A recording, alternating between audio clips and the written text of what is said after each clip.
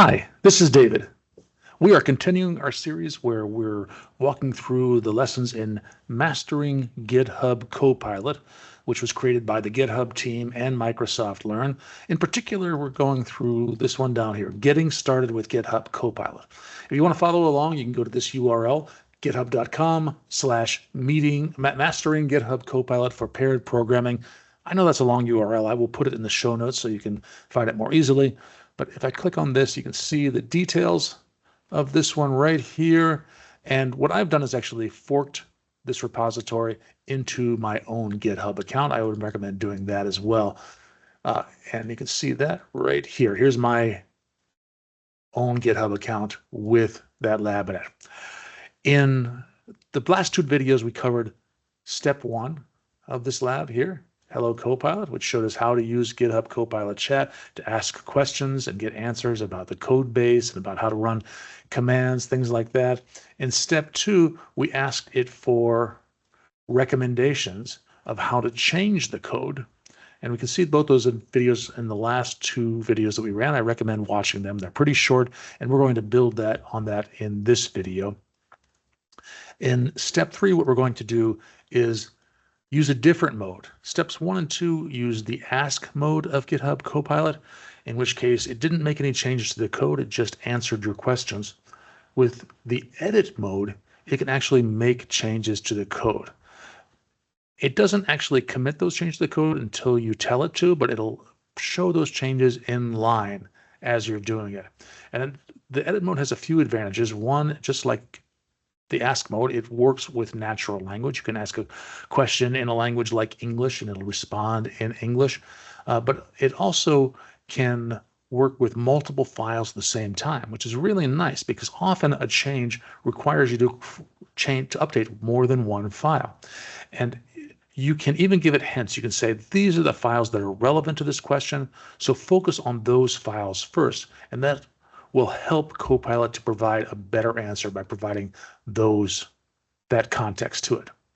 Let's go ahead and take a look at it. Remember, we're running this in GitHub Code Spaces, which is a virtual environment right here. So everything is contained right within that environment. And I'll just run the application one time to show you how it works.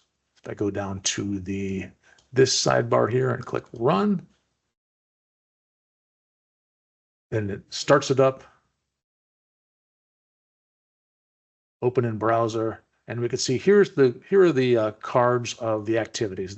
Just as a refresher, this is an application that allows students to register using their email address to register for one of these activities. So we'll do that right now. And you see that it has the name of the activity, a brief description of the activity, schedule, and the availability, and that's it, which is really not everything, because if we go look at the code, you'll notice, let me stop this, you'll notice that when an activity is defined, it has more information than that. So if we come down here to the activities collection right here, we see, yeah, there's a name, and there's a description, and there's a schedule, maximum participants, but it also has this array of the participants. Like the chess club, for example, has 2 people assigned to it already. That's not appearing on screen. What we want to do is have those cards provide this information as well. And let's ask GitHub Copilot how we can do that. So the first thing we want to do is we want to tell it, we know that the information is in these files here. So we can add context. There's a couple ways of adding context. If we click on this Add Context button in GitHub Copilot Chat, we can go through this and say it's files and folders or whatever is open in the editor. We can go select it this way. I actually find it simpler if I'm looking at files and folder, just simply to drag those files into this chat window down here.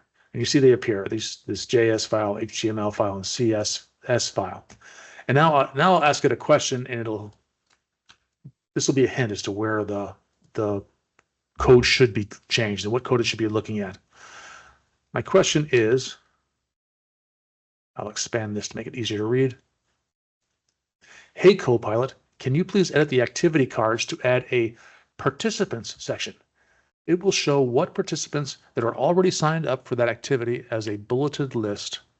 Remember to make it pretty. So it probably would want to change what the HTML output is. It'll probably want to add, do something in the CSS files to make it pretty. But how it does that, let's find out what GitHub Copilot says. So we'll execute that question. I just press enter. And here it is. So in app.js, add, let's wait a second here and expand this so you can see a little bit better. In app.js, we add a participant section to each activity card showing a bulleted list of signed up participants. Here's app.js, and that green part is that change right there and down here. And you can see actually that we're creating a variable called participants HTML that has that HTML with a list of participants in it. And then down below in the div that contains the activity card, we're going to just append that HTML that was generated there. Then it says in styles CSS, we're going to add styles for the participant sections and make it visually appealing.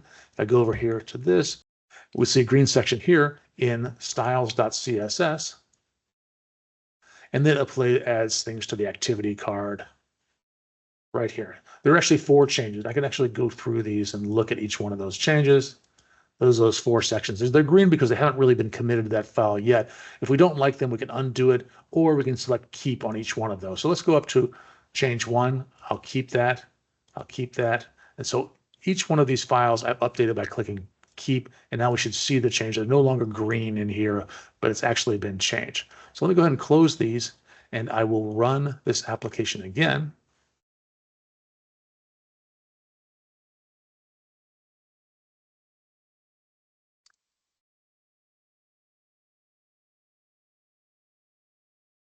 Open it in a browser, and you see there it is. The card has been updated. Now it has a list of participants for each one of these activities. And it made it pretty. It put a little border around them and set an offsetting color around it because of the CSS styles. The next thing I want to do, I mentioned that there were multiple modes here. We go down into GitHub Copilot Chat. View Chat is how I navigate to that. We showed you Ask in the last 2 videos. We showed you Edit in this one. Agent is another one here. And if we want to know more about Agent, it doesn't really matter which one of these we select, but Ask is plenty. We can just ask GitHub Copilot, please explain what the agent mode is. And there's actually the GitHub action that's going on here created an agent called Professor Cat. And so say, hey, Professor Cat, agent mode sounds pretty cool. Can you please tell me more about it? And if I run this, then it gives me an explanation of what is agent mode and how to use it. So in this video, we used edit mode to make changes to our code files. We've added context so it knows which files are relevant, and it updated multiple files at the same time. And then we also asked it a question about agent mode and GitHub Copilot in general. We're now done with this lab. This is David. Thank you for watching.